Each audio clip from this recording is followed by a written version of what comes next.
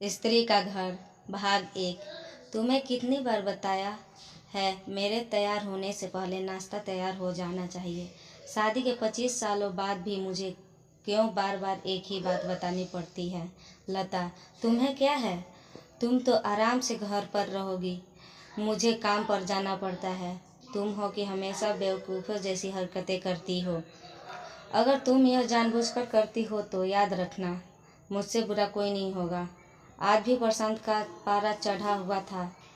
इन कटु शब्दों में अपना गुस्सा उतारते हुए गीला तौलिया कुर्सी पर फेंकते हुए प्रशांत गुस्से से लता की तरफ देखने लगा। लता के लिए प्रशांत का यह बेवजह का गुस्सा कोई नई बात नहीं थी। वह महीने में 3-4 बार ऐसे ही लता पर बरस पड़ता था। पहले लता उसका विरोध किया करती थी, लेकिन जब कोई सालों तक प्रशांत में कोई बदलाव नहीं दिखा तो लता ने खुद को ही बदल दिया। अब प्रशांत के लिए भी कहने से लता को कोई फर्क नहीं पड़ता था। प्रशांत की हर बात वो चुपचाप सिर नीचे झुकाए सुन लेते थे। शादी के पहले 5 साल तक लता ने पूरी कोशिश की थी कि प्रशांत को बदला जाए, लेकिन फालतू का गुस्सा करना और बाद में लता को भला बुरा कहना, यह मानो जैसे उसकी आदत बन गई थी। कोई भी वाद विवाद होता तो प्रशांत सीधा लता को बोल देता, अगर मैं तुम्हें अच्छा नहीं लगता तो क्यों नहीं चली जाती अपने मायके, क्यों रहती हो मेरे साथ।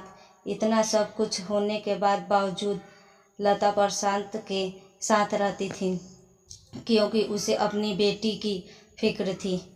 और वह जाती भी तो कहाँ अपने बूढ़े हो चुके माँ बाप को इस उम्र में परेशान करना वह नहीं चाहती थी। समाज और लोग क्या कहेंगे, यह भी तो उसे देखना था। वह इतनी पढ़ी लिखी थी भी तो नहीं थी कि खुद जाकर कोई नौकरी कर सके और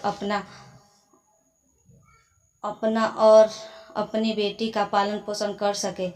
लता को अब अपनी फिक्र नहीं थी, उसको फिक्र थी तो बस अपनी शादी लायक हो रही बेटी की।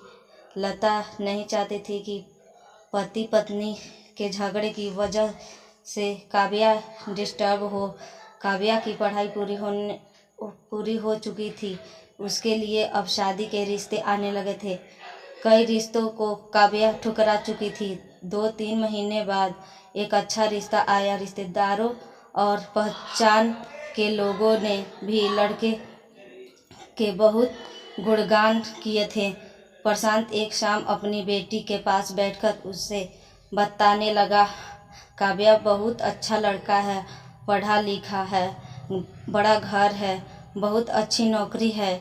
ऐसे रिश्ते बार बार नहीं आते बेटा, इस बार मना मत करना।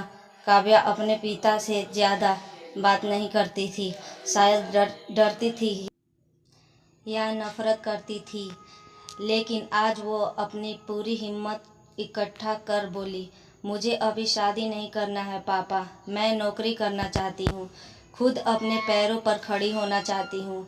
हाँ तो वो उसमें क्या बड़ी बात है, मैंने लड़के से बात की है, वह तुम्हें किसी बात के लिए नहीं। इसका भाग दूसरा लेकर आएंगे। चैनल को सब्सक्राइब करें, लाइक करें, कमेंट